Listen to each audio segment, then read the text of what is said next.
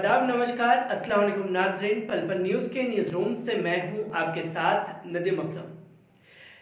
CM योगी के UP police में कार्यरत एसआई इंतसार अली, जी हां, ये वही एसआई इंतसार अली हैं जिन्हें बागपत में ड्यूटी के दौरान सस्पेंड कर दिया गया।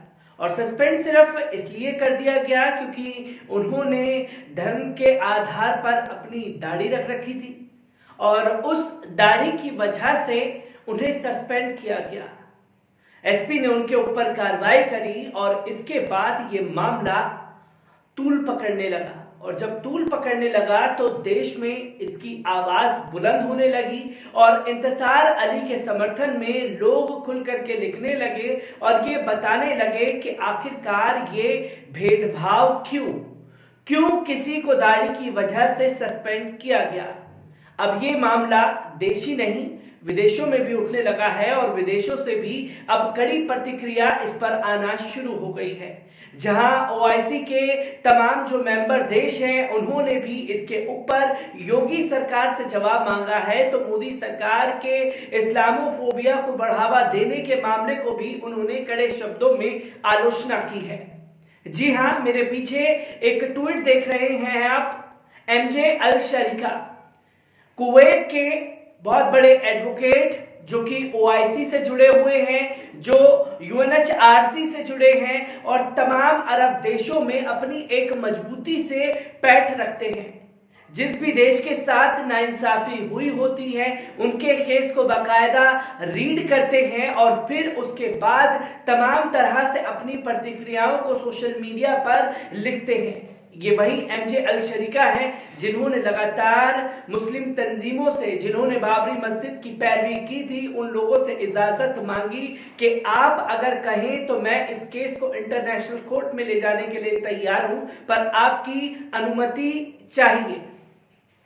तो एमजे अल शरीका बड़ी बारीकी से भारत के गतिविधियों में जो कुछ भी हो रहा है, जहां भी इस्लामोफोबिया को बढ़ावा दिया जा रहा है, जिसके साथ भी अत्याचार हो रहा है, एमजे अल शरीका उनके समर्थन में खुल करके नजर आते हैं।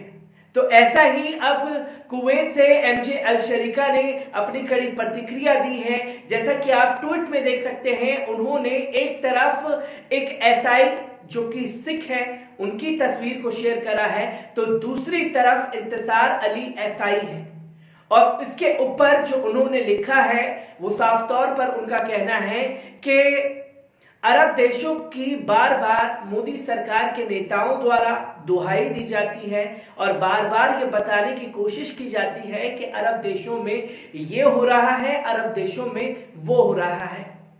एमजे अल शरीका ने साफ तौर पर कहा कि भारतीय मुसलमानों के साथ, सिखों के साथ, हर जाति धर्म के लोगों के साथ अरब देशों में कभी ऐसा व्यवहार नहीं देखा, पर जब से भारत में मोदी सरकार का हिंदुत्व एजेंडा आया है तब से इस्लामोफोबिया को बढ़ावा दिया जा रहा है। इंतसार अली के साथ ये भेदभाव क्यों और इंतसार अली को क्यों सस्पेंड किया गया, इस पर सभ्य देशों को बोलने की जरूरत है। इसी के साथ साथ उन्होंने ओआईसी के जमीर को ललकारा, तो यूएनएचआरसी को भी उन्होंने टैग किया। इसी के साथ साथ उन्होंने मुस्लिम अमेरिकन तंजीम को भी टैग किया, तो यूएनओ को भी इसकी आवाज पहुंचाई है।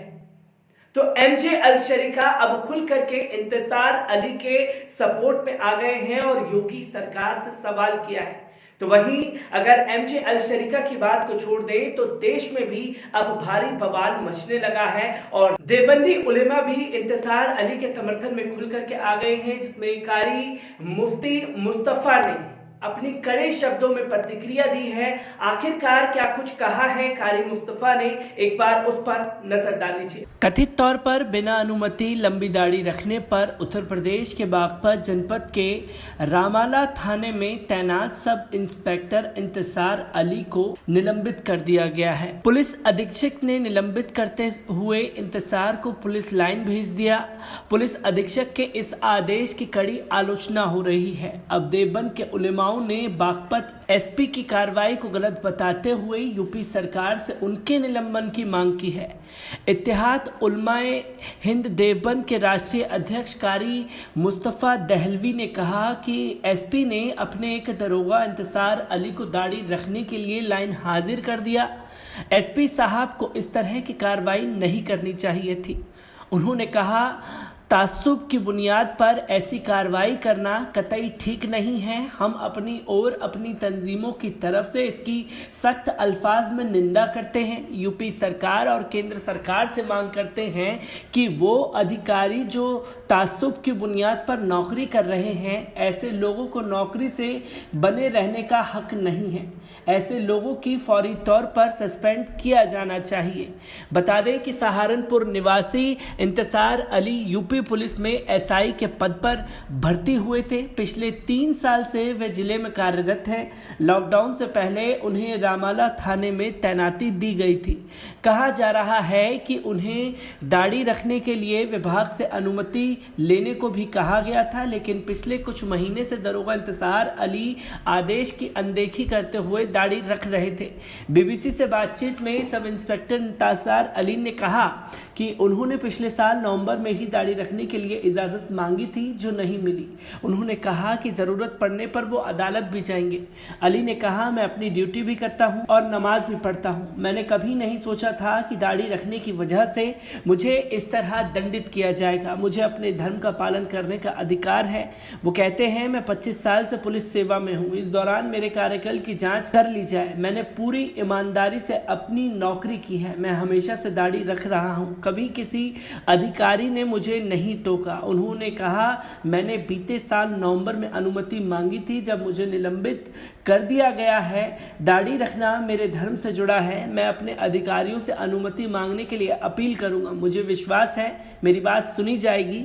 अली कहते हैं, मैं दाढ़ी नहीं कटवाऊंगा। दाढ़ी रखना मेरे धर्म का मामला है। मैं अधिकारियों से गुजारिश करूंगा, अनुमति नहीं मिली तो अदालत भी जाऊंगा। अपने धर्म का पालन करना मेरा संवैधानिक अधिकार भी है। ब्यूरो रिपोर्ट, पल पल न्यूज। तो दोस्तों, आपने देखा कि जहां एक तरफ विदेशों में इसकी आवाज उठ रही है, तो वहीं दूसरी तरफ भारतीय उलेमा भी खुल करके इंतसार अली के समर्थन में आ गए हैं और उन्होंने योगी सरकार को फटकार लगाते हुए सवाल पूछा कि आखिरकार क्यों इंतसार अली को उसकी दाढ़ी के रखने की वजह से सस्पेंड किया गया।